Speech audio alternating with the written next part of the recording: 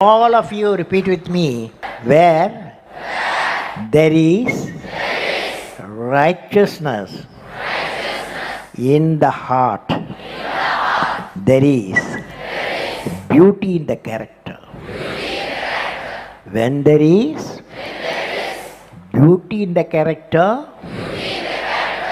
there is harmony in the home.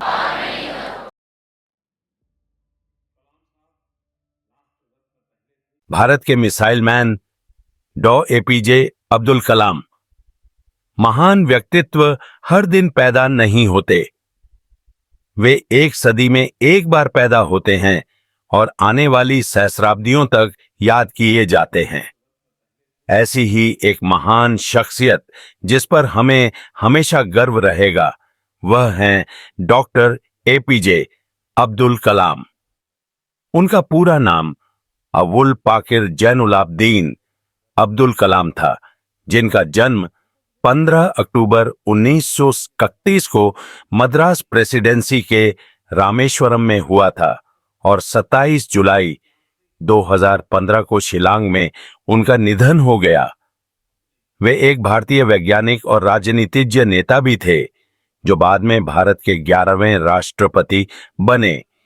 उन्होंने भारत के missile और परमाणु हथियार कार्यक्रम के विकास में महत्वपूर्ण भूमिका निभाई। उनके महान नेता के बारे में उनकी जीवनी के रूप में जानना हमारे लिए एक परम सम्मान की बात है। बिना किसी देरी के चलिए शुरू करते हैं। डॉक्टर एपीजे अब्दुल कलाम का जन्म एक गरीब तमिल मुस्लिम परिवार में हुआ था। वह अपने परिवार के साथ तमिलनाडु के मंदिर शहर रामेश्वरम में रहते थे, जहां उनके पिता जैनुलाब्दीन के पास एक नाव थी और वह एक स्थानीय मस्जिद के इमाम थे। वहीं उनकी मां आशियम्मा एक गृहिणी थीं। कलाम के परिवार में 4 भाई और एक बहन थी, जिसमें से वह सबसे छोटे थे। कलाम के पूर्वज धनी व्यापारी और जमींदार थे और उनके पास बहुत सारी जमीन और संपत्ति थी, लेकिन समय के साथ तीर्थ यात्रियों को लाने ले जाने और किराने का सामान बेचने के उनके व्यवसाय को पंबन ब्रिज के खुलने के कारण भारी नुकसान उठाना पड़ा। नतीजतन कलाम का परिवार अपर्याप्त हो गया था और जीवन यापन के लिए कड़ी मेहनत करनी पड़ी। कम उम्र में ही कलाम को अपने परिवार की आय बढ़ाने के लिए अखबार बेचना पड़ा। हालांकि कलाम के स्कूल में औसत ग्रेड थे, लेकिन वह बहुत मेहनती थे और सीखने की उनकी बहुत इच्छा थी। उन्होंने पढ़ाई में बहुत समय बिताया और गणित को भी कोर्स से सीखा कि गणित में उनकी विशेष रुचि थी। कलाम ने अपनी प्रारंभिक शिक्षा पूरी करने के बाद श्वार्ट्स हायर सेकेंडरी स्कूल छोड़ दिया और तिरुचिरापल्ली के सेंट जोसेफ कॉलेज चले गए। सेंट जोसेफ कॉलेज से उन्होंने 1954 में भौतिकी में स्नातक की उपाधि प्राप्त की। वे 1955 में मद्रास इंस्टीट्यूट ऑफ टेक्नोलॉजी में एरोस्पेस इंजीनियरिंग की पढ़ाई करने के लिए मद्रास चले गए। स्नातक होने के बाद कलाम 1960 में डीआरडीओ के एरोनॉटिकल डेवलपमेंट एस्टैब्लिशमेंट में एक वैज्ञानिक के रूप में शामिल हुए। उनके करियर की शुरुआत एक छोटे होवरक्राफ्ट को डिजाइन करने से हुई। से हालांकि वे डीआरडीओ में अपनी नौकरी के चुनाव से संतुष्ट नहीं थे। कलाम को 1959 में इसरो में स्थानांतरित कर दिया गया, जहां वे भारत के पहले उपग्रह व्हीकल लॉन्च के परियोजना निदेशक थे।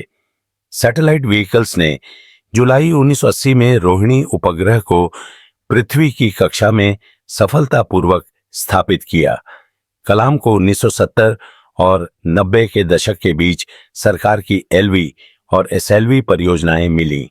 उन्होंने प्रोजेक्ट डेविल और प्रोजेक्ट वैलिएंट जैसी 2 परियोजनाओं का निर्देशन किया, जिसका उद्देश्य सफल एसएलवी कार्यक्रम की तकनीक से बैलिस्टिक मिसाइलों का विकास करना था। कलाम ने किसी तरह इंदिरा गांधी को राजी किया और इन एरोस्पेस परियोजनाओं के लिए गुप्त धन की मांग की। उनके शोध और अपार ज्ञान ने उन्हें और देश को 1980 के दशक में बहुत सम्मान दिलाया। कलाम 1992 में रक्षा मंत्री के वैज्ञानिक सलाहकार बने और सरकार के प्रमुख वैज्ञानिक सलाहकार के पद पर पदोन्नत होने से पहले 5 साल तक उसी पद पर रहे। देश के 1998 के परमाणु हथियार परीक्षणों में उनकी महत्वपूर्ण भूमिका ने भारत को एक परमाणु शक्ति के रूप में मजबूत किया। कमल पंकित एक राष्ट्रीय नायक बन गए थे जिन्हें आने वाले युगों तक याद किया जाएगा। हालांकि वह आगे उनके द्वारा किए गए परीक्षणों ने अंतरराष्ट्रीय समुदाय में भारी हंगामा मचा दिया। कलाम सर ने टेक्नोलॉजी विजन 2020 नामक एक राष्ट्रव्यापी योजना पेश की, जो उनके अनुसार 20 में साथ के 20 वर्षों में भारत के कद को बदलने और इसे विकासशील से विकसित राष्ट्र बनाने का एक शानदार तरीका था।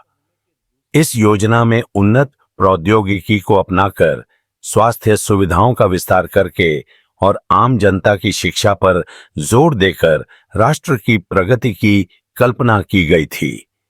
सर कलाम भारत के 11वें राष्ट्रपति बनने के हकदार थे। 25 जुलाई 2002 से 25 जुलाई 2007 तक का उनका कार्यकाल 2002 में भारी मतों के अंतर से राष्ट्रपति चुनाव जीतकर हासिल किया गया था।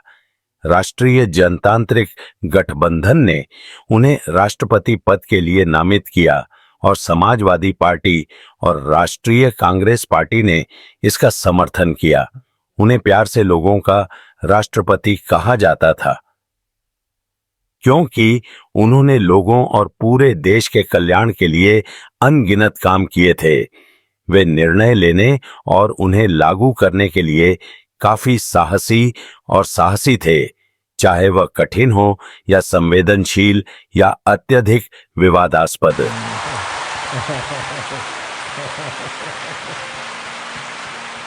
At present, what are the major strengths and weakness of our India? What are the Major strengths major strength? What are the major strength of India and weakness of our India? and weakness? Fantastic boy. What class you are studying? 7th standard. 7th standard. Okay. Now, strength of India.